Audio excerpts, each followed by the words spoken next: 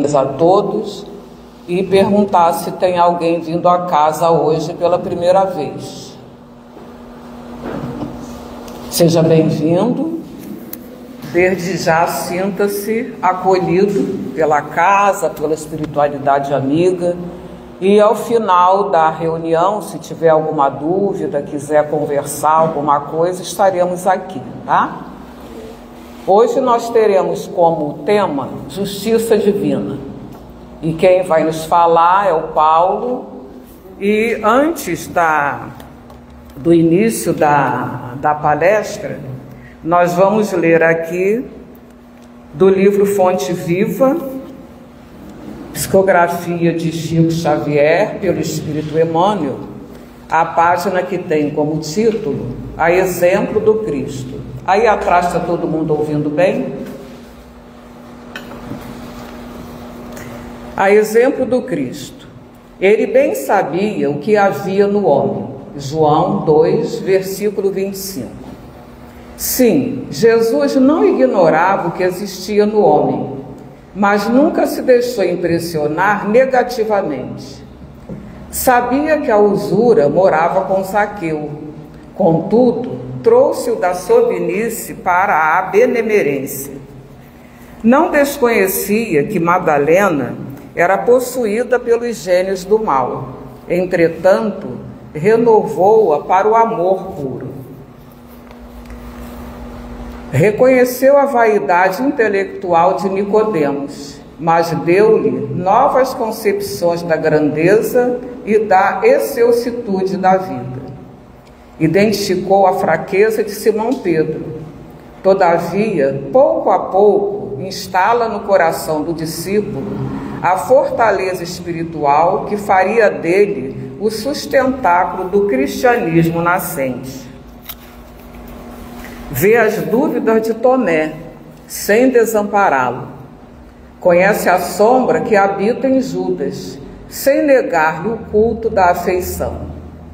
Jesus preocupou-se, acima de tudo, em proporcionar a cada alma uma visão mais ampla da vida e em quinhoar cada espírito com eficientes recursos de renovação para o bem.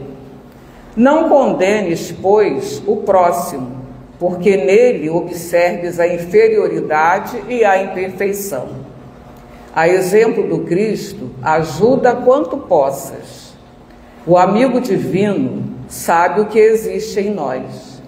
Ele não desconhece a nossa pesada e escura bagagem do pretérito, nas dificuldades do nosso presente, recheado de hesitações e de erros, mas nem por isso deixa de estender-nos amorosamente as mãos. Após nos harmonizarmos com essa página, vamos elevar o nosso pensamento ao nosso Mestre Jesus para darmos início à nossa prece e depois ao nosso estudo. Querido Mestre Jesus, aqui estamos, Senhor, mais uma vez e como sempre, Senhor, com os nossos corações agradecidos, repletos de felicidade, de paz, por estarmos aqui, nessa casa de luz, nessa casa de amor, que nos acolhe sempre com tanto carinho. Que possamos, Senhor, ao sairmos daqui, ao final da nossa palestra, estarmos, Senhor, bem melhores do que quando aqui chegamos.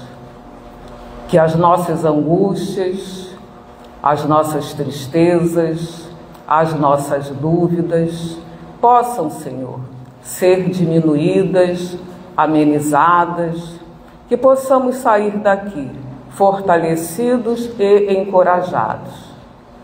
Como vimos na página, Jesus nos conhece. Ele sabe o que vai dentro de cada um de nós, sabe o que vai dentro de cada coração, mas em momento algum Ele nos desampara. Em momento algum o Mestre nos deixa só. Então, nessa certeza, nessa alegria do amor de Jesus por cada um de nós, é que vamos agora, Senhor, pedir a Tua permissão da espiritualidade amiga dessa casa, para darmos início à nossa reunião da noite de hoje. Que assim seja, graças a Deus. Agora então, passo a palavra para o Paulo, que vai falar sobre justiça divina.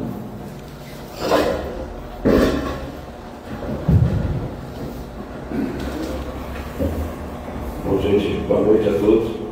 Boa tarde. Está me ouvindo? Tá bom, se microfone? Muita alegria sempre nós viemos aqui para conversar.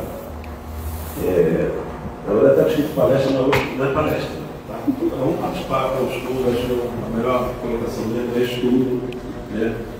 E quando fazendo palestra, tem que ser palestrante, aí a responsabilidade é maior. Quando é estudo, é com amigos, a gente vai conversar. Vai ficar mais fácil, eu acho. Pelo menos para mim. Né? Então nós vamos conversar sobre justiça divina. Eu usei como base aqui o capítulo 8 do Céu e Terra, princípio da doutrina do Espírito sobre as penas futuras. Tem um item lá sobre isso, interessante. Talvez não deva ler todos, que são muitos poucos, mas dá para a gente conversar bastante sobre isso, porque existe a gente tem uma questão, a meu ver, muito difícil de resolver dentro da gente mesmo, que é a questão de justiça. O que é justiça? Né? O livro dos Espíritos já esclareceu, daqui a pouco a gente vai conversar por isso, mas justiça a gente vê a todo momento. Eu sempre repito essa passagem aqui, que eu vejo a gente na TV, né? Quando alguém assim, o filho tomou um tiro da PM, ou são uma bala perdida, e aí a mãe lá cheia de dor, né, autêntica, assim, eu quero justiça. Não sei se é essa que a gente vai falar, né? Nem sei se aquilo é justiça, isso dá outra palestra, né? Mas que é doloroso para qualquer mãe, para qualquer um perder. Então, a justiça é um pouco diferente disso, né? A gente não tem ideia. Tem uma pergunta aqui que vai falar da justiça dos homens e a justiça divina. Então, assim, na verdade, nós estamos aqui no planeta de provas e expiações ainda, a meu ver, nós, não o planeta, mas nós estamos aqui ainda, porque a gente não tem muito clara essa ideia de justiça, né? E sempre a gente foi justiceiro e vingador em vez de querer justiça. Longe de querer enquadrar essa história da mãe de vingador, não é isso não, mas sempre a gente quer justiça. A nossa justiça se entende assim, no nosso íntimo. Ninguém precisa dizer que concorda, mas no fundo, muitos de nós têm isso. Se o cara deu um tiro no seu filho, você vai querer que alguém vá lá e dá um tiro nele também. No fundo, é um pouco isso que às vezes passa para a nossa cabeça. A gente explica, é óbvio, a gente não fica pensando o tempo todo isso. Né? Mas que passa, porque isso é natural. Nós somos espíritos imperfeitos ali. Né? Não somos espíritos defeituosos. Né? E isso também eu vou falar um pouquinho nas definições, quando falo de defeito, né? Assim, não é defeito, a gente não tem defeito, a gente tem imperfeições. Porque quem criou a gente não vai criar ninguém com defeito. Deus cria perfeições, ou mecanismos perfeitos e perfectíveis, que vão acumular cada vez mais progresso e crescimento. Somos nós. Né? Então eu vou começar aqui só para um esclarecimento, porque isso é também um conteúdo desse trecho. Eu vou colocar aqui logo no início, depois eu vou falar com o livro dos Espíritos. O Kardec, nesse trecho que fala dessa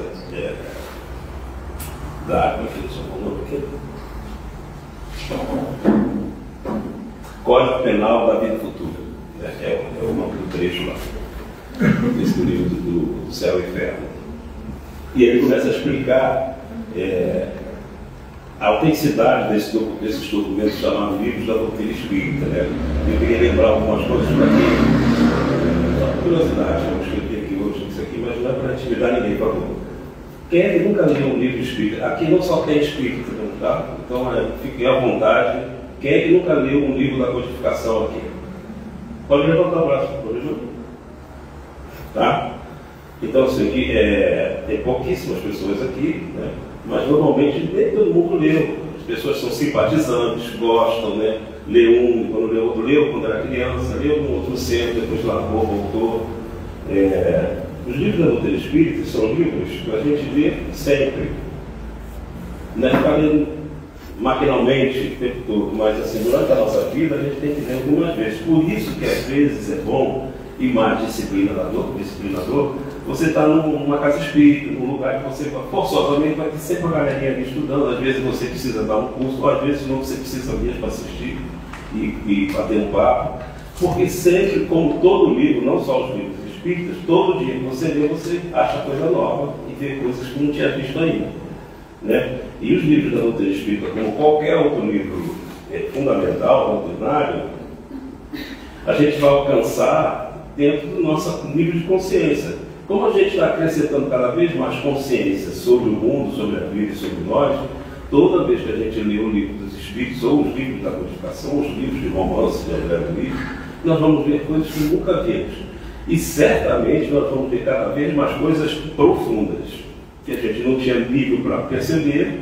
Eu vou falar por mim. Quando eu comecei a ler André Luiz, o meu interesse, que talvez seja majoritariamente isso, pelos casos, pela situação do mundo espiritual e tal. Depois, com o tempo, você vai vendo, aí assim, foi mais para eu tomar conhecimento como é que essa realidade espiritual, que é, em primeiro momento, o que parece que quer dizer, assim, mas não é só isso.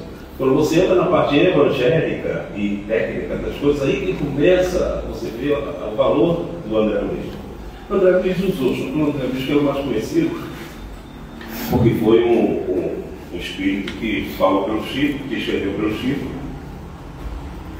mas o Nivaldo tinha o Manuel Filomeno Miranda, tem tantos outros aí, né? Que vão falando dessa realidade, vão falando um pouco do que a gente fala aqui, aprofundando a doutrina espírita. Então, de modo que quem parou de ler, ou quem não leu, dá uma leitura no livro dos Espíritos, vai lendo devagar. É um livro de perguntas e respostas, então é bom, é rápido, porque você vai lendo e vai. Parou, cansou, para, continua, depois volta. E se tiver disponibilidade, vem estudar com a gente aqui, ou em outro lugar que seja mais cômodo para vocês. Tá? Então, aqui, como é que foi feita essa literatura toda que o Kardec fez? Porque não existe um kardecismo, ou seja, o Kardec não inventou nada. Ele foi um instrumento de Jesus para pegar tudo isso que já se sabia, né, de espiritualidade, né, disse-lhe-disse, os fantasmas, isso, os casos e tal, e muita coisa já tinha sido desvendado antes mesmo do Espiritismo, só que eram grupos pequenos. Ele pega isso e à luz da visão de espíritos mais superiores, que se juntou num grupo chamado Espírito de Verdade, que possivelmente o Espírito de Verdade, Jesus também estaria ali, e tem uma hora que Espírito de Verdade, esse grupo, fala na primeira pessoa, exatamente como fosse Jesus. Mas qual que importa isso? Interessa que a ideia de Jesus está sendo passada ali. Então, a coordenação de Jesus, em última análise, tudo isso. E ele usou vários médiuns, vieram vários espíritos, falando cada um a seu tempo, e foi anotando isso tudo. Anotando não, o espírito anotava. Vamos lembrar uma coisa que ninguém lembra, né, também. Isso foi feito sem gravador, tá? Isso é tudo escrito. Toda essa doutrina espírita foi escrita. Psicografia. Não é que nem hoje receba na mesa, o espírito conversa com a gente, né? Agora é muito mais tranquilo, né? Mas era escrito. Imagina o trabalheiro que não era ver aquilo tudo corrigido, que foi o que aconteceu. Bom, mas o fato é isso, que isso foi feito por vários médiuns, por vários espíritos, em vários países na Europa toda. Não sei se os Estados Unidos, não me lembro, mas estava acontecendo uma coisa paralela, mas não sei se estava nesse bolo do livro dos Espíritos, se usou alguém de lá. Mas o fato é que é uma diversidade de pessoas. Por que isso? Isso se chama o conhecimento universal do Espírito, universalidade do conhecimento espírita. Para não ficar na mão de uma pessoa só, né? Para não ficar na mão de um grupo só, de uma visão só, que pode sofrer as influências daquela pessoa ou daquele espírito. Então, assim, é uma coisa muito bem feita, né? Esse é o mérito do Kardec, a trabalheira que deu para ele fazer isso tudo. Então, assim, é um livro extremamente confiável de novidades do mundo espiritual, né? Já pensei que você tentava quando é tão novidade ou não. Bom, e esse livro dos Espíritos, a pergunta 875, ele pergunta assim para os Espíritos: como se pode definir a justiça? E aí os Espíritos respondem, a história é um pouco mais longa aqui, porque assim, a justiça consiste em cada um respeitar os direitos dos demais. Aí a gente começa a entender por que a gente está nesse planeta sofrendo, né? Porque não há justiça, não é do governo, não. O governo é feito de espíritos. Não há justiça, porque nós não somos pessoas justas. A gente quer sempre o meu prato primeiro, meu primeiro primeiro, meu filho primeiro, né? O dia que a gente chegar com minha sogra primeiro, a gente está bem, estou brincando.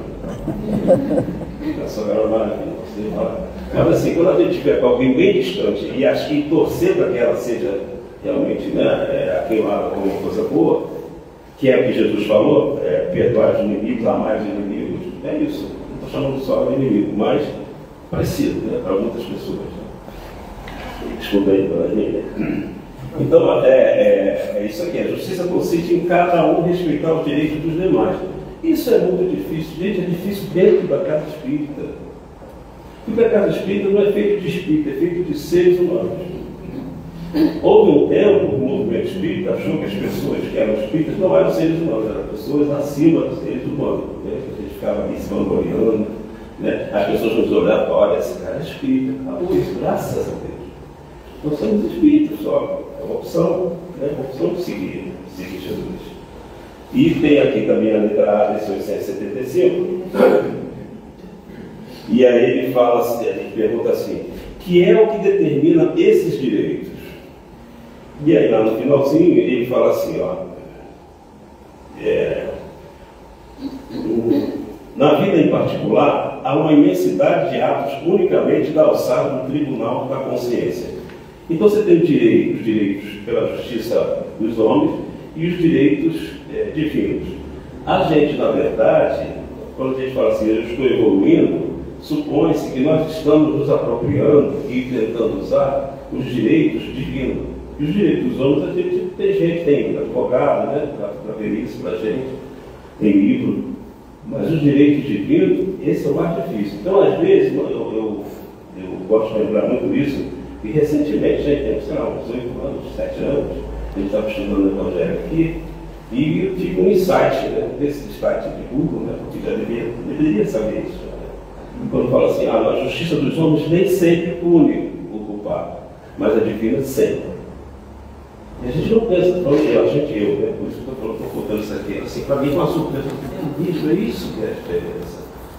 É isso que é a diferença. Então, assim, a gente não precisa se preocupar. Se a gente realmente está preocupado com o inconveniente que alguém fez e a gente acha que é injustiça com o nosso filho, ele vai aprender. Essa deveria ser o nosso pensamento. Ele vai aprender porque a justiça vai se fazer. Não precisa, ele pode morrer anonimamente e ninguém descobrir esse assassino. Mas a justiça está sendo feita. Que justiça? A que interessa. A justiça que interessa é justamente a que faz você corrigir alguma coisa que te prejudicou e você nem sabe. Você prejudicou o outro, isso você se lembra. Mas te prejudicou mais ainda e você não sabe. Quando você toma essa consciência que você está prejudicado também, você toma consciência de que existe alguma coisa que você faz para lá e vem para cá, de vez em quando você começa a sentir isso é justiça. Eles chamam de lei de ação, reação, que não é só isso, né? É uma coisa muito mais complexa do que isso. Né? Mas funciona assim. Então está muito longe da pessoa. Eu quero justiça, eu quero justiça. Não é isso. A justiça está sendo feita. A gente não precisa se preocupar com a justiça divina. Ela está sempre sendo feita. Eu não sei se isso atenua nosso sofrimento, mas eu acho que não, porque quando a gente fala que quer justiça, a gente quer, no fundo, vingança. Né? Então, se a gente começar a mudar essa visão de justiça, talvez a gente se sinta um pouco mais feliz. Até numa luna dessa, que alguém vai, sequestra, mata seu filho, sei lá, entendeu? Porque é doloroso isso. Doloroso é sofrimento, causa. Mas você não precisa transferir isso, assim, perpetuar essa ideia da violência para frente. No fundo, a nossa justiça faz isso, perpetua. Né? Bom, vamos passando aqui. Na 876 é feita uma pergunta ainda nesse módulo da questão de entender a justiça. Posto de parte o direito que a lei humana consagra, qual base da justiça segundo a lei natural? Aí o Espírito fala assim: disse o Cristo, queira cada um para os outros o que quereria para si mesmo. No coração do homem imprimiu Deus a regra da verdadeira justiça, fazendo que cada um deseje ver respeitados os seus direitos.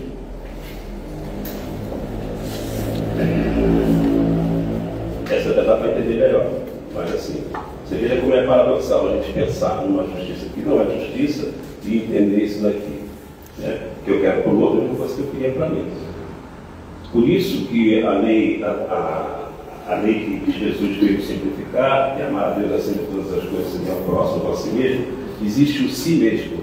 Porque você não vai querer que o próximo é a melhor coisa que você quer para você se você não se amar. E tem muita gente que não tem uma baixa autoestima tremenda, não gosta de si. Não é essa parte que a gente está falando. Você querer esse mal que você está querendo para você, querer para o outro. Então você precisa se amar. Então sempre vai ter a ideia do amor permeando tudo. Porque isso tudo que a gente está falando, justiça divina, leis divinas, existe uma lei maior. Então o nome do livro lá, essa lei está escrito amor do livro. Porque é o amor. Isso tudo é fruto do amor. Né? Não é fruto de vingança, não é fruto de violência, é fruto do que o amor faz. Agrega, pacifica, traz entendimento para as pessoas, é isso. Né?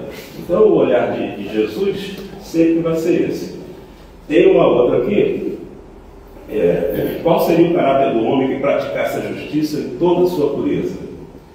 O do verdadeiro justo, essa é a resposta dele. No exemplo de Jesus, porquanto praticaria também o amor. A exemplo de Jesus, portanto, praticaria também o amor do próximo e a caridade, sem os quais não há verdadeira justiça. Depois, 8:7-9.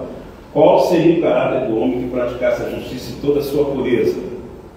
O do verdadeiro justo, a exemplo de Jesus, porquanto praticaria também o amor do próximo e a caridade. Acho que repetido. Repetiu. Tá bom, vocês precisavam de tá? Não é a parte. 893. Qual a mais meritória de todas as virtudes? Isso aqui é muito bom, tá? A gente tem guardado. Eu guardei, isso aqui deve estar me servindo muito, embora eu não tenha percebido muito isso. Mas eu adoro isso. Qual a mais meritória de todas as virtudes? Toda virtude tem seu mérito próprio, porque todas indicam progresso na senda do bem. A virtude sempre que há resistência voluntária ao arrastamento dos maus pendores. Isso é difícil.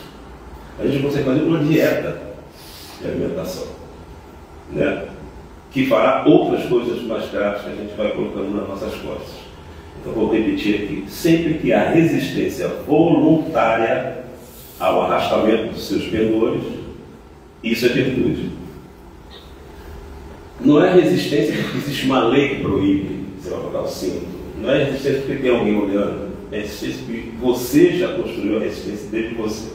Você vai resistir porque aquilo, esse posicionamento é melhor do que o outro. Isso é consciência. Né? Tem mais um pouquinho ainda nessa resposta aqui. A sublimidade da virtude, porém, está no sacrifício do interesse pessoal pelo bem do próximo, sem pensamento oculto. Interesse pessoal. Isso é o grande problema nosso. Né? Por trás disso está o egoísmo, está o orgulho, que são os pais disso, ou parentes, porque sempre a gente vai estar fazendo isso por interesse próprio. Isso, as coisas pelo interesse próprio. No fundo de tudo, isso eu acho que é uma coisa mais simples da gente ver. Por que eu estou fazendo isso? Eu estou fazendo isso por quê? Eu estou querendo fazer isso? Não estou querendo, mas eu vou fazer trabalho. Estou fazendo por quê? Né? É por interesse. Que interesse? Interesse que eu melhore, porque isso é o melhor, ou porque eu vou ficar bem na fita e todo mundo vai me ver fazendo isso. Então a gente tem que começar a avaliar isso. Evidentemente, se depois ficar alguma coisa automática, a gente vai ficar igual um robô repetindo isso. Mas o interesse próprio, isso é um grande móvel dos problemas do mundo, sempre. Você dá uma olhada aí em Gaza, vê como é que está, dá uma olhada agora recentemente no Irã, e dá uma olhada no mundo todo, no Sudão. Só tem o interesse próprio de uma outra pessoa lá qualquer. Depois isso vai contaminando, é um grupo, é uma nação. Né? E aí se expande, e essa coisa fica sem controle. Por conta disso, o interesse próprio, ou o interesse de uma nação, ou o interesse de um grupo, ou o interesse de um grupamento que não representa a coletividade. Isso se expande. Né? A mais meritória é a que assenta na mais desinteressada caridade. Então, assim, desinteressada caridade, vamos só relembrar o que é caridade para Jesus.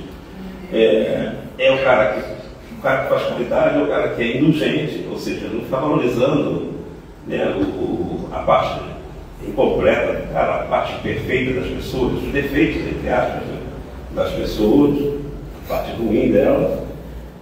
E são as pessoas que perdoam qualquer situação, perdoa a si mesmo, perdoa o próximo, e é benevolente, né?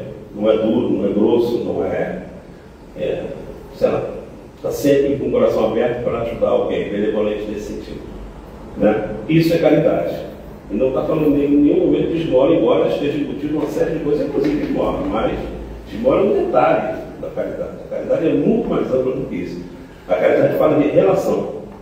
Não fala de um necessitar e o outro que pode dar, não é isso, em termos financeiros. Caridade é relação. Você não pode ser bondoso, você não pode se perdoar, não pode ser indulgente vivendo sozinho, sempre na relação com o próximo. Aí é a justificativa da lei de sociedade, né, que é uma das leis que a gente estuda aqui no Livro dos Espíritos. Né? Então, se for desinteressado, porque até isso a gente constrói. Caridade, que não é aparente, interessado, ou seja, eu sou bonzão, eu que fiz. Quando Jesus fala lá, olha, quando você vai dar a oferta lá, não faz barulho, não usa com barulho, não faz discretamente, vai ajudar alguém, discretamente, é isso que ele está falando. Porque não é caridade. Se você tem a primeira intenção em aparecer, não é caridade, porque o objetivo principal daquele ato de dar alguma coisa a alguém ou de acolher alguém é seu. Você quer aparecer, não é o outro. A caridade sempre quando você faz alguma coisa que você já colocou conscientemente dentro de você, que aquilo é o melhor que você tem que fazer, é o outro, você vai lá e faz. Aí você está sendo caridoso.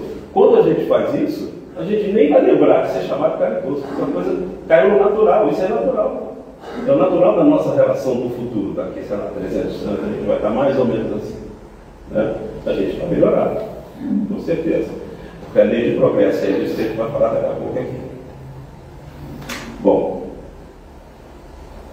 então, só para fechar aqui, mas a gente já falou um pouco isso, posto de lado os defeitos e os vícios acerca dos quais ninguém se pode equivocar, qual o sinal mais característico da imperfeição? O interesse pessoal.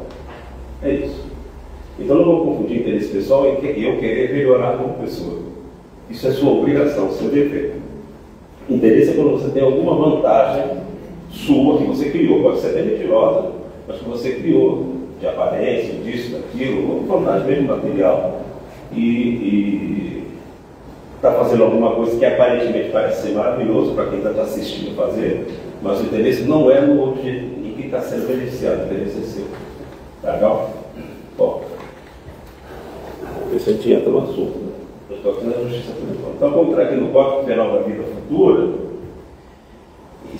Acho que são 26, eu acho. Eu não vou falar tudo, não vai dar tempo, vou tentar pulando, cercando exatamente aqui, só para a gente ir prestando atenção nisso. Tá? Então tem o primeiro aqui. A alma ou o espírito sofre na vida espiritual as consequências de todas as imperfeições que não conseguiu corrigir na vida corporal. O seu estado, feliz ou desgraçado, é inerente ao seu grau de depuração ou imperfeições. Isso aqui é muito bom para ler, porque a gente já lemos esse livro, eu já li esse livro umas 5 vezes, dando curso, lendo sozinho, mas quando você vai fazer esse estudo, essas coisas batem mais na gente. Né? Nosso sofrimento na Terra é porque a gente não quer. Na verdade, parece que a gente tentar sair daqui com essa ideia, a gente não quer, a gente não valoriza estar melhor. Porque se tudo é imperfeição, a gente só sofre pela nossa imperfeição. Ah, mas Paulo, mas eu era mais imperfeito na última encarnação. E agora estou sofrendo. Não, tudo bem, ainda é pela sua imperfeição. Você pode estar até tentando melhorar, que é isso que a gente tem que fazer. Mas se está sofrendo muito, tem um problema. E tem mais problema se você ainda está renitente e não reconhece isso como sendo uma verdade. Porque a gente faz isso. A gente não reconhece a nossa responsabilidade no sofrimento nosso. Vamos pegar a questão, esse é delicado, mas já que eu toquei nesse assunto que é um formigueiro, o negócio da pessoa que vai perder um filho por um tiro. Tem pessoas que não vão sofrer tanto, não ter dor demais, mas não vão sofrer. Porque já fizeram isso antes, já viram que esse sofrimento é legítimo demais. Mas não é reclamando e pedindo justiça e contratando alguém para matar o outro que a gente vai resolver. Então resolve de outra maneira, está entendendo o que eu estou falando? Tem outras saídas que não te prejudicam. Porque prejudicado você já está, perdeu teu filho com um tiro, parece uma coisa assim que caiu do nada, aquilo não deveria existir. Não existe coisa que não deveria existir. Em questão de morte, dessas soluções, a gente sabe que a única coisa que não deveria, não precisaria, é a questão do suicídio. A gente sabe disso, e mesmo assim, às vezes é uma aprendizagem. Às vezes as pessoas que tentaram, estiveram próximos disso, e viram que vale a pena, a vida vale muito mais a pena do que aquilo. Então tudo é aprendizagem.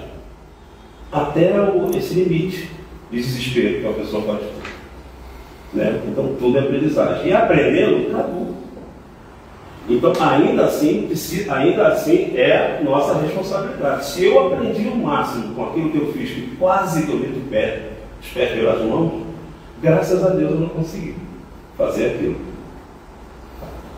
Então vamos lá. Então o sofrimento é uma responsabilidade nossa, porque a gente não cuida bem das imperfeições. 2. Todos os espíritos são perfectíveis devido à lei do progresso, trazendo em si os elementos da sua felicidade ou não no futuro, assim como meios para adquirir uma e evitar a outra, sofrimento, trabalhando em seu próprio benefício. Eu tive pensando em trazer umas fotos, mas podia baixar a vibração aqui, agora eu vou botar um monte de foto aqui que o pessoal vai ficar, cada hora a gente tem uma emoção para a gente. Né? E algumas delas, com certeza, alguém vai falar assim, esse não teve jeito, esse não tem solução. Esse cara aí, não, esse vai para o inferno mesmo, esse não tem mais jeito. Então, olha só, é bom a gente chegar em casa, se quiser dar uma olhada no jornalzinho, né? Vê umas figuras que você odeia, outras que você gosta, porque aquele que você mais odeia e que reconhecidamente, pelos atos que ele fez um monte de coisas muito prejudiciais ao mundo, né, ou a você, né, ele também tem recuperação. Você quer ver uma pessoa que a gente de repente nem acreditava que tinha recuperação e tem? Vai para o espelho. Vai para frente do espelho, fica olhando você dentro dos teus olhos. Cada um vai sentir, falando sério, cada um vai sentir, porque os olhos vão revelar. Né? Essa coisa do esquecimento nosso, os olhos vão revelar, cara, quem é você? Quem foi você? Né? Porque todo mundo aqui, bicho, já fez poucas e boas. Fizemos poucas e boas. E a gente hoje é isso aí, ó, essa coisa bacaninha. Né? Comportado. Gente sem comportado não tem problema nenhum, não. Eu era um cara meio rebelde. Né? Não é de fazer besteira, não, sempre por pouco, mas assim. Mas às vezes a gente traz isso para o adulto e fica ali naquela coisa, não quer fazer porque o outro mandou, não quer isso. Sabe, é uma maluquice, cara. Isso é uma maluquice. Então é isso. Todos vão ser espíritos perfeitos. Sabe quem é espírito perfeito? A gente conhece? Jesus. Todos vão ser igual a esse ídolo, a essa referência que a gente tem. Quer mais alguma coisa do que isso? E você acha quem é que trouxe isso? A doutrina espírita. Menos que eu conheço. Tá? Outros podem ter trazido outros nomes também, que podem ter passado pela Terra, ou passado por outros lugares, outros planetas. Cristo tem vários lugares. Né? Mas a doutrina espírita trouxe isso para mim. O catolicismo não trouxe isso para mim. Eu nunca fui católico, mas assim, é o que se fala. Não se reconhece Jesus como isso, alguém que teve a nossa vida, teve a dureza da vida nossa e que foi ficando cada vez melhor. Jesus Cristo é uma referência de Deus aqui. Por isso que ele foi confundido como filho de Deus único. Não, todos aqui são filhos de Deus. Né? E agora, Jesus é uma demonstração. Está vendo aqui, olha? Eu sou o caminho, a verdade e a vida. Ou seja, eu sou o caminho que vocês vão ter. Eu sou a verdade que vocês vão chegar. E a minha vida, espero que vocês consigam fazer o que eu fiz na minha vida. Demonstrei aqui. Porque o principal mesmo que ele fez antes. No processo todo de crescimento que ele teve. Quando ele chegou aqui, estava pronto. E mesmo assim não sofreu, não chorou. Né? A gente fica pensando, não, Jesus estava perfeito, não chorou. Não, é um sentimento nobre. O problema é por que chorou, né? E dor que estava no peito dele, o que era. Né? Então, assim, nós vamos ser igual a isso, não é uma blasfêmia não, tá, gente? Nós vamos ser igual, não a Jesus, mas ao Espírito que Jesus representa, ao nível de perfeição que ele é. E Jesus é um só, é uma individualidade. Eu aqui sou uma individualidade que hoje estou Paulo. Marilé é uma individualidade que hoje é Marilé. Mas já foi um monte de coisa, um monte de nome, eu também. E Jesus também já foi um monte de nome. Não na Terra. Você imagina que há 4,5 bilhões de anos, Jesus já estava nesse nível de espírito puro. Não estou falando de evolução porque eu não conheço, mas de espírito puro era. E estava lá comandando a confecção da Terra. Onde é que ele cresceu? Em que lugar ele cresceu? Um lugar semelhante como esse. Né? Uma galáxia dessa, quem sabe um outro universo paralelo desse, que agora já é multi-universo. E aí ele veio para esse lugarzinho caído, que é a Terra, né? Para dar exemplo. Só o espírito que tem só amor no coração. E sabe que vai ser útil. Mesmo assim sabia que é sofrer. Mas ele tem que vir. Tipo o próprio do João. Vai, agora essa terra é tua, você que vai. Falar de amor é só você. Não tem mais ninguém para falar de amor. É só você mesmo que criou essa terra e é responsável por essa galera toda. Bom, aqui. Na número 2, 3, depende da versão, né, com uma versão agora mais, não é moderna, mas atualizada, porque na verdade o céu e o inferno sofreu uma alteração, assim que Kardec morreu, sofreu uma alteração que não só o céu e o inferno, mas também o livro dos Espíritos, da Gênesis. E o pessoal tem um estudo muito, isso não é polêmico, eu estou falando aqui porque de repente alguém pode se interessar. Mas é um estudo muitíssimo sério e descobriu o que aconteceu com algumas edições. Então, a partir de algumas edições, depois que Kardec morreu, algumas coisas, não é que ele invalidou os livros, mas algumas coisas foram tiradas, outras foram colocadas, ou foram mal interpretadas, ou foram intencionalmente colocadas, nada que acabasse com os livros, mas com uma visão um pouco mais católica das coisas, que existia esse interesse de quem estava lá no lugar, né, da editora, ou comandando as edições do livro. Então eu peguei uma edição mais nova, que era a do Celso, do Leon Denis, e parece que ela era número 3 e a outra número 2 ao contrário. Então está escrito: completa felicidade a completa felicidade prende-se à perfeição, isso é, a depuração completa do espírito. Como a gente está falando que a gente só sofre porque a gente tem muita impureza e a gente é renitente em reformar essas impurezas, é claro que a felicidade que a gente almeja só mesmo com a perfeição. Mas existe uma aproximação dessa felicidade, uma satisfação com o caminho que você está tomando, com as pequenas felicidades que a gente vai somando.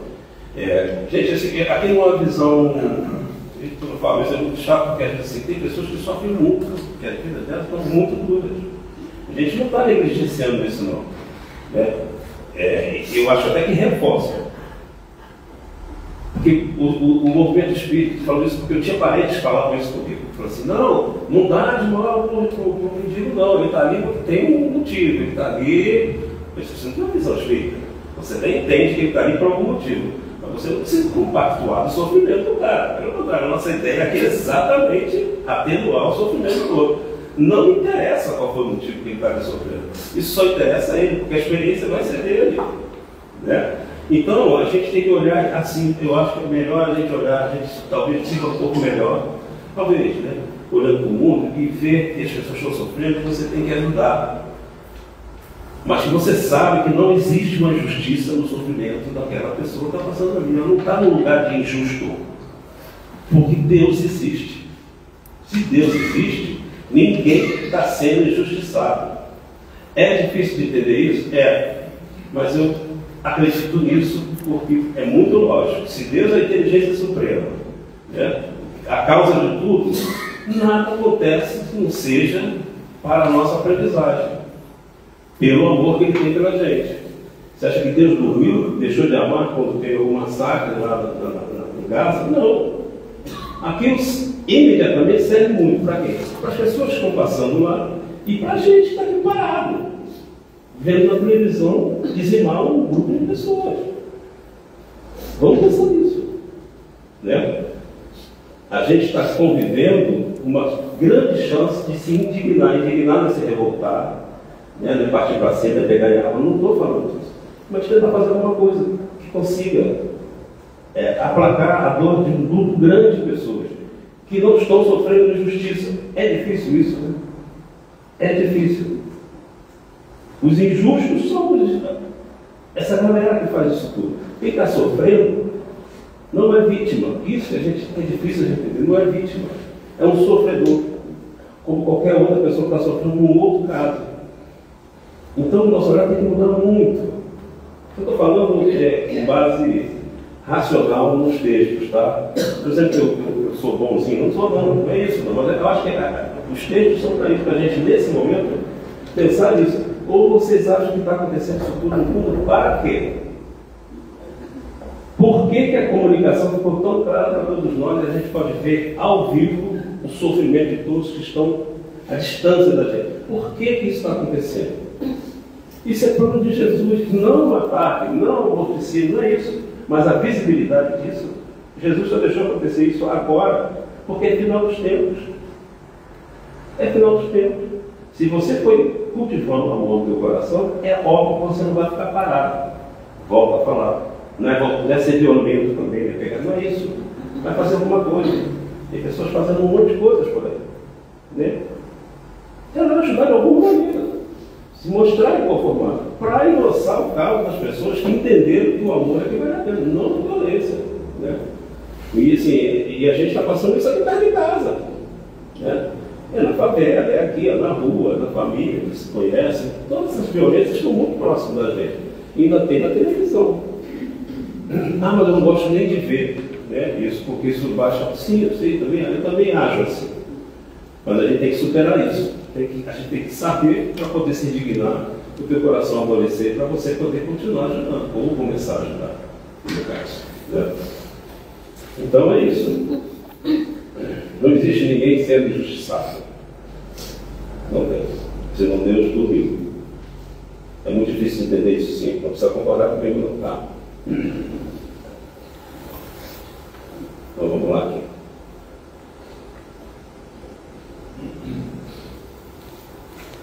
Vou pular um pouquinho assim. Na quinta está assim. A punição varia segundo a natureza e a gravidade da falta. Isso é coisa interessante. A mesma falta pode assim dar lugar a punições diferentes. Né? As circunstâncias atenuantes ou agravantes nas quais ela foi cometida. Então as pessoas podem matar uma pessoa em 5 situações de que alguém matou alguém, um homicídio. E essas 5 pessoas não vão ter a mesma pena. Alguém quer falar sobre isso? O que poderia estar atenuando? Entendem que pode ter circunstâncias, não estou dizendo que é válido, a lei não vai validar isso. Eu estou dizendo do sofrimento que a lei divina impõe em pessoas que fizeram o mesmo delito. Intenção. Intenção é uma delas. A pressão, a intenção, a pressão toda. Pode ser seu filho, você matou um cara para defender seu filho, tem um monte de coisa. Você poderia passar sem matar? Talvez. Mas isso é um estudo de caso passado. Na hora do vamos ver, a gente não tem esse discernimento. Né? Agora, o que é que faz a gente tomar a melhor decisão e ter a melhor intenção de não matar? E se matar, bicho? Não tem jeito. Não estou dizendo que tem que matar, mas a ideia é que a gente tenha valores dentro da gente em que nenhuma das 5 situações, a menos atenuante, com a menos atenuação, com a máxima atenuação de acordo com as circunstâncias, que você tenha valores dentro de você e nunca você vai fazer aquilo. É para isso que as religiões existem, é para isso que a espiritualidade existe. Você construir valores em que te fortaleça uma coisa que você é bem possível e passível de fazer, mas que é doloroso você fazer, porque você não quer fazer. Né? É a resistência. E da resistência é isso aqui, é o que a gente está conversando, é o que a gente está refletindo, o que a gente leu. Né? É agora chegar em casa e conversar, ou então ver um filme, ver alguma coisa, você vai escutar uma música, ou ter um momento lá de reflexão assim, ímpar, né? Que você vai mudando, porque a gente vai mudando também. Né? Então é o seguinte, matar é sempre muito ruim, mas nem todos que mataram tiveram a mesma o mesmo fim, a mesma penalização. Sofreu, quando desencarnou, sofreu muito por quem matou. Vai depender muito. É isso que ele está falando. Depende do atenuante, depende do agravante e principalmente do interesse que chama. Na verdade, ela está falando aqui da intenção. A tua intenção não é o teu interesse pessoal. Né? O que você quis fazer, o que te moveu a fazer. Até na justiça da terra também. Sim, na justiça da terra também. Isso é geral. Embora, Paulo, o desconhecimento da lei Sim. não exime ninguém de culpa. Né? A justiça divina é tão clara nesse ponto, conforme você falou aí, existem gradações para as punições que a pessoa vai ter. Embora desconheça a lei, mas mesmo assim tem que fazer alguma coisa. Porque serve para o divino e para o nosso. Serve para o divino e para o nosso. Desconhecimento do próprio direito civil. Nossa, aqui defendo tratar bem, claro. É isso. E aí, cara, por isso que os valores, porque teoricamente as leis estão caminhando, teoricamente não, praticamente, estão caminhando e vão chegar bem próximo da lei divina.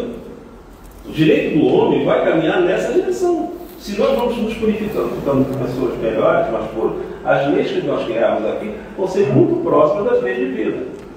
Né? E isso vai começar a criar cada vez mais valores dentro da gente e de conhecimento geral. Não vai ter muita gente ignorante na lei, todo mundo já sabe, mas independente disso, o próprio estado de ser das pessoas, né, a mudança de visão de mundo, de posicionamento do mundo, não vai deixar você, por ética, por moral, fazer coisas mesmo que não tenha ali na lei. Que é isso que a gente está falando aqui. A gente tem que ser bom, não é porque o mal vai sofrer. Essas páginas aqui falam muito disso. A gente tem que fazer o bem porque o bem é bom. É isso. E o bem é de Deus. Não é questão religiosa isso, não é misticismo isso. Porque o bem é a coisa que está ligada ao amor. E ninguém, em sua consciência, pode achar que amor é uma coisa ruim. Calma. Eu sei que tem gente que não tem capacidade de sentir o amor, tem muita dificuldade na própria vivência, nas vidas passadas e nessa. Não sentir o amor. E se não sentir o amor, fica difícil sim. Tem justiça aí? Não. De novo. Se não está sentindo amor, porque construiu alguma fortaleza dentro de si contra o amor. Em outras vidas. E aí vai sofrer muito. Porque é a base da nossa boa convivência. Então tudo, gente, tem justificativa. E a justificativa sempre, ou é a lei divina que está funcionando, ela sempre vai funcionar, independente de você, ou você está criando um caso para que aquilo aconteça. Então, para essas pessoas que têm um saco sem fundo, que a gente chama, né?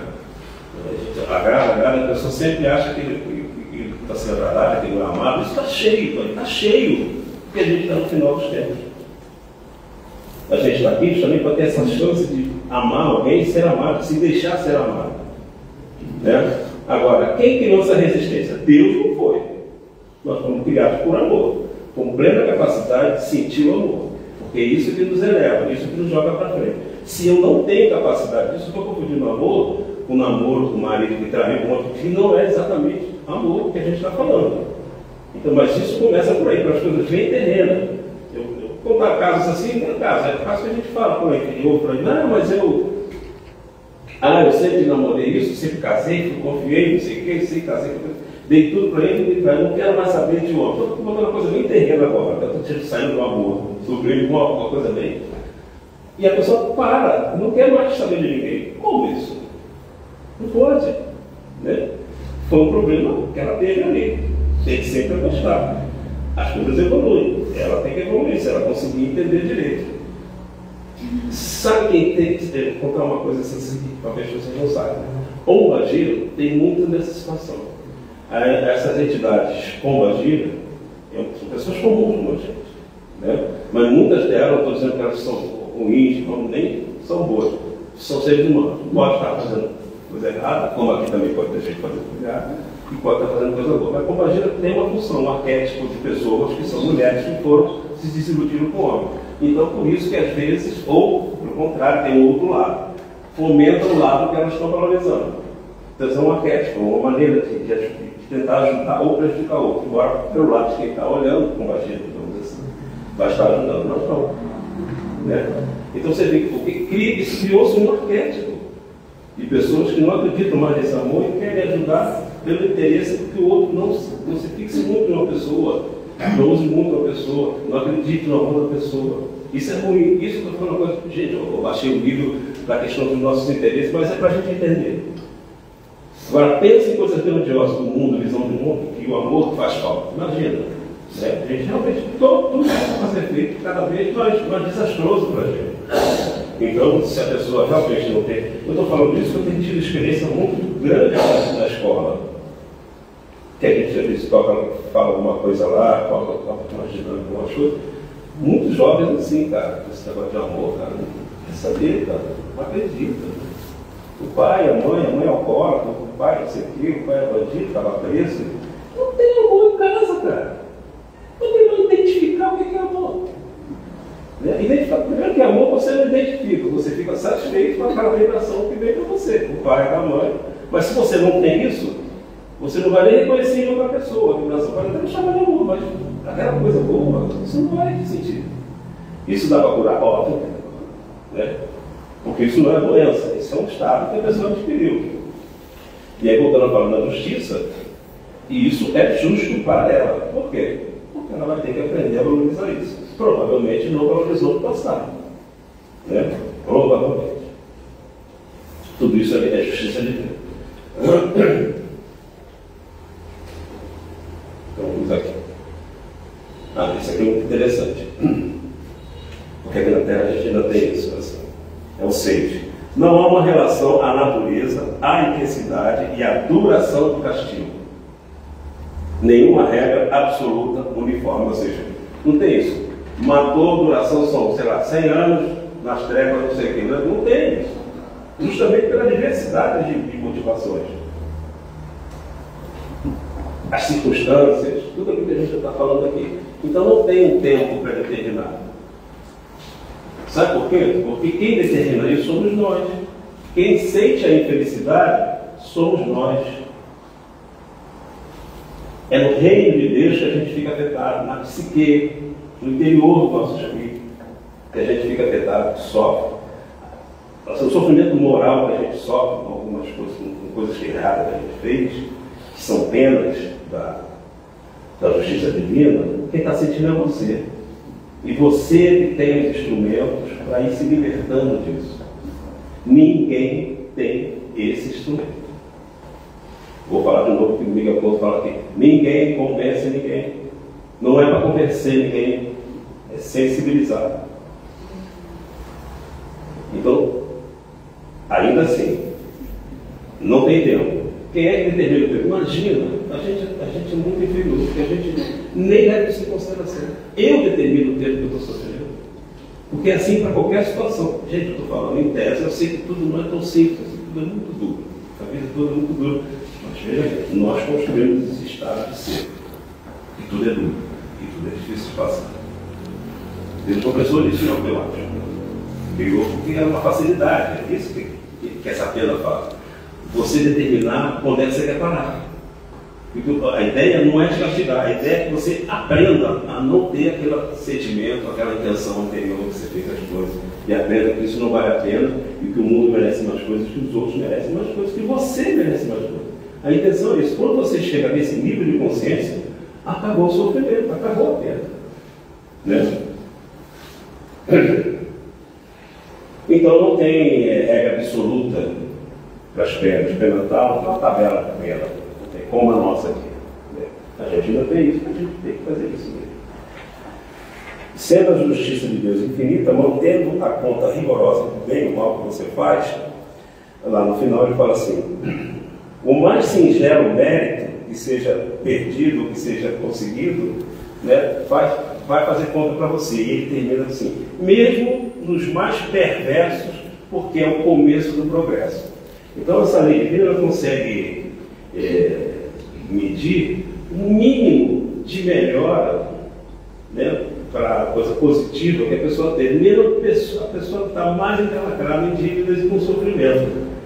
Se ela melhorou um pouquinho aquilo, é a história do filho pródigo. O que fez o filho pródigo? A história do filho que deixou o pai, dividiu a grana, a herança, né, os poderes, ou seja, lá o que foi, pode colocar aquilo ali, tinham 2 filhos, na verdade não é história mais de filho próprio, é a parábola dos 2 filhos. Um saiu, meteu o pé da jaca e o outro ficou em casa ajudando o pai. Quando ele volta, ele passa muito mal, e aí ele lembra do pai, que é Deus. Ali é uma historinha, né? Mas é Deus, no fundo da gente. Deixa eu comparar aqui.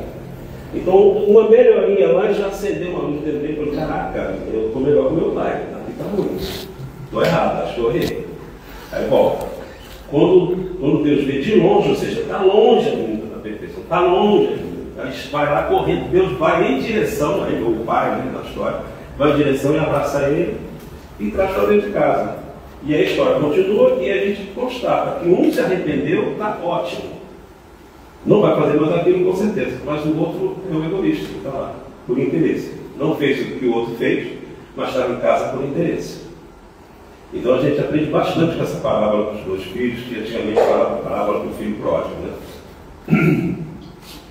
Então é isso, um mínimo de progresso, a lei de Deus conspira para que você avance mais e mais. E é assim mesmo. Eu acho que muitas pessoas que já sentiram isso, né? Eu sinto um pouco isso. Né? Se você abre a vela para as leis te levar, se você se abre, não se fecha, você vai sentindo. Não o que você quer, mas você começa a identificar que aquele está melhor para você. Né? Para terminar aqui. Aí, ó, são 7 páginas do terceira página. Eu quero terminar aqui. Está acabando aqui.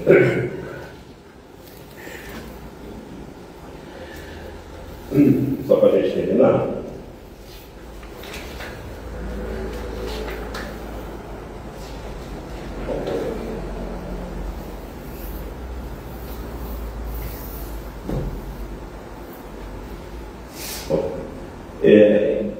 Com essa questão que nós abordamos aqui, a questão de não ter justiça, que todos vão ser perfeitos, que todos merecem chance, que alguém está aqui doido para te dar chance, basta você visualizar isso, né?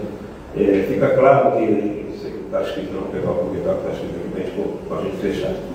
Mas onde sua justiça brilha, que é de Deus, é na igualdade absoluta que preside a criação de todos os espíritos. Então assim, Deus é tão Deus, né? Você fala que ele é sábio, porque essa palavra não cabe no nome dele.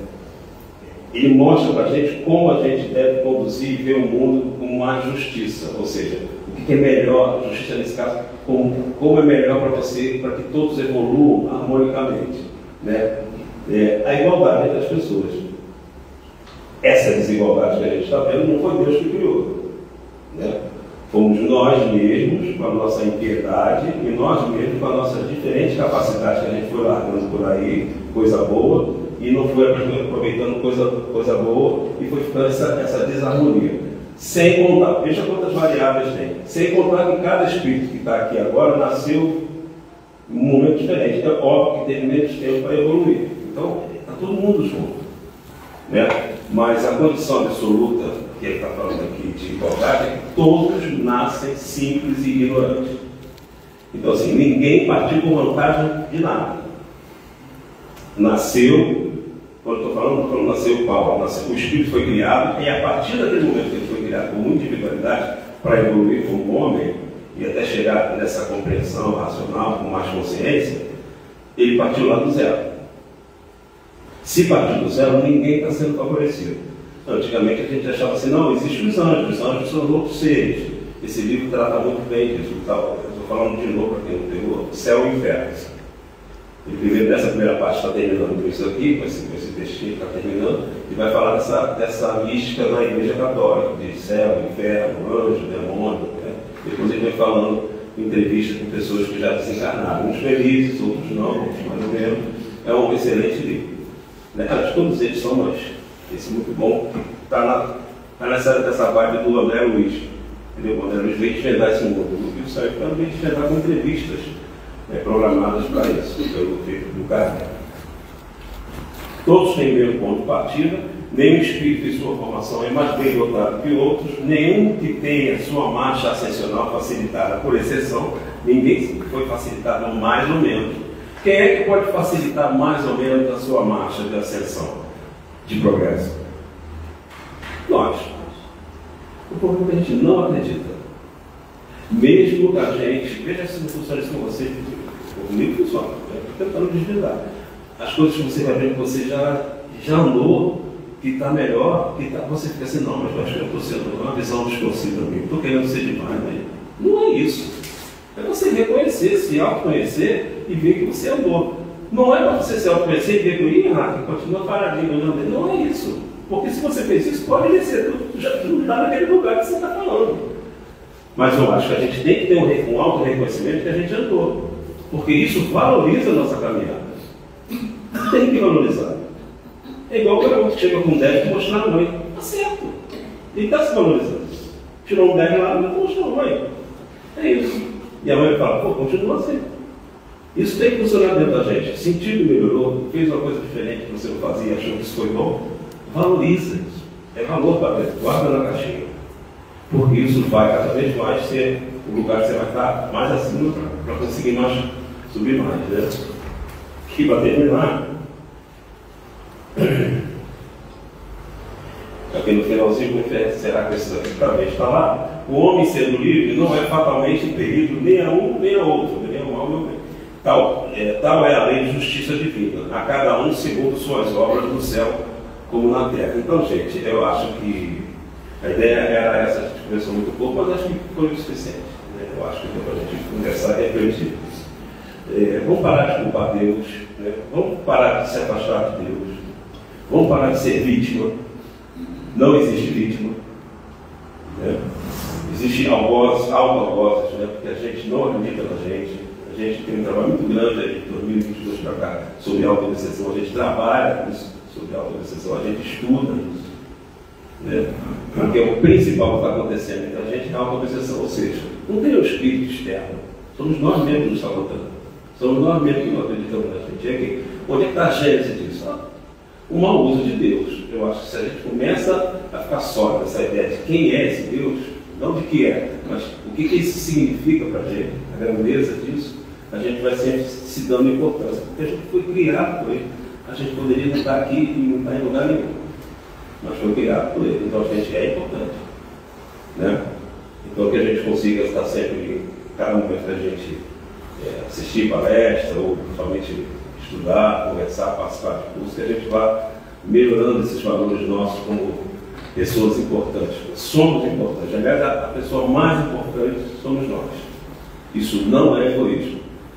O Miguel Couto falou há pouco tempo assim, a pessoa, o estudo, o assunto mais importante dessa encarnação são vocês. Ou seja, o que vocês têm que saber mais dentro dessa encarnação e aprender é sobre vocês. Esquece que o resto está indo e tem livro. Por você, é para vocês, autoconhecimento. Entra nessa, porque a gente precisa entender o que é isso. Isso não é autoconhecimento, não é um fim, é um processo, é um estado que a gente está tentando conseguir ficar agora, de valorizar isso.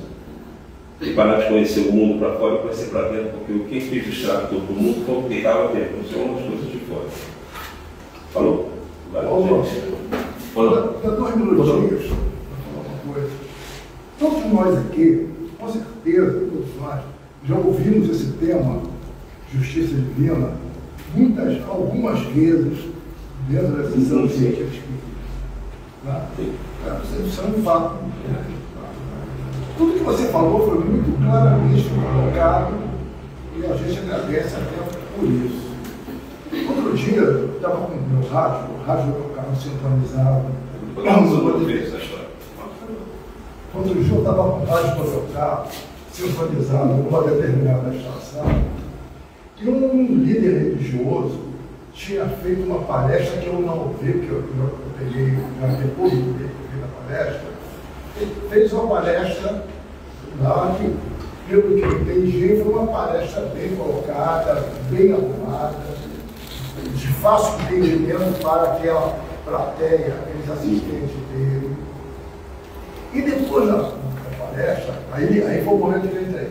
Uma senhora questionou seriamente esse líder religioso sobre a justiça divina. Então ela apontou um caso, que lá no tempo dela, uma senhora tinha passado por um procedimento religioso lá,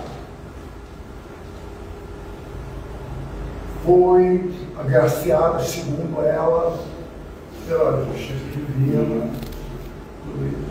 Quando ela chegou lá de fora do templo, na calçada, houve um assalto, ela foi uma das assaltadas, o bandido levou o que era dela, deu 2 tiros e ela caiu morta na calçada. Aí eu peguei o questionamento dela, aí ela virou para o conselheiro religioso e disse: onde está a justiça divina? O senhor não disse aí que ela estava salva, eu não sei o quê, onde está a justiça divina? Nesse momento, eu me dei conta da nossa responsabilidade de ser espírita. Né? Você falou da justiça divina de uma forma aí que a gente começa a rever o filme, né? O arquivo das existências pretéritas, e a gente começa a sintonizar, a gente olha no espelho e vê que a nossa cara não reflete a moral que sai da nossa boca. Não é? Então, essas coisas assim. Então, a gente vê que tem resposta para essas coisas. O acaso não existe. Não existe bala perdida. Essas coisas todas são muito claras dentro da justiça divina. Não é verdade? Pois é uma outra concepção. Aí a responsabilidade nossa de ser espírita, meu Deus do céu, uma coisa que quem está aqui uma semana de doutrina espírita, que está aqui dentro, pelo que você falou, já entende muita coisa do que acontece no dia a dia de nossa vida. Houve uma indução, né? Obrigado. Que é isso? Não, deixa eu vou parafrasear o que o autor falou, aqui do lado. Então, mas o que acontece?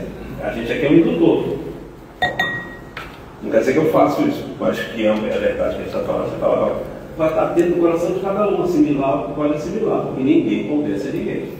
Pode ser o Divaldo, pode ser o Chico, pode ser qualquer um. Ninguém convence, gente. Eles vão colocar semente e a gente, com os nossos valores, vamos trabalhar aquilo mais ou menos, né? Mas sempre é bom estar aqui. Só perguntinha, o líder religioso não teve como responder a dona, e ela ficou muito aborrecida. Não tem, nem tem que responder mesmo. Ela ficou muito aborrecida. Pode.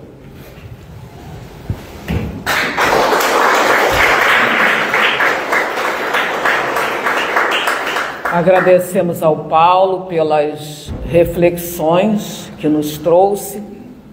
E vamos passar agora para a segunda parte da nossa reunião, que é o passe, pedindo aos passistas que se posicionem e as pessoas que vão receber o passe, por favor, permaneçam nos seus lugares.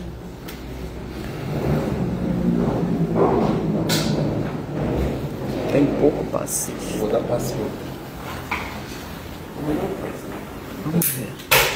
Não, tem o Fernando. Tem um bagulho aí, ó.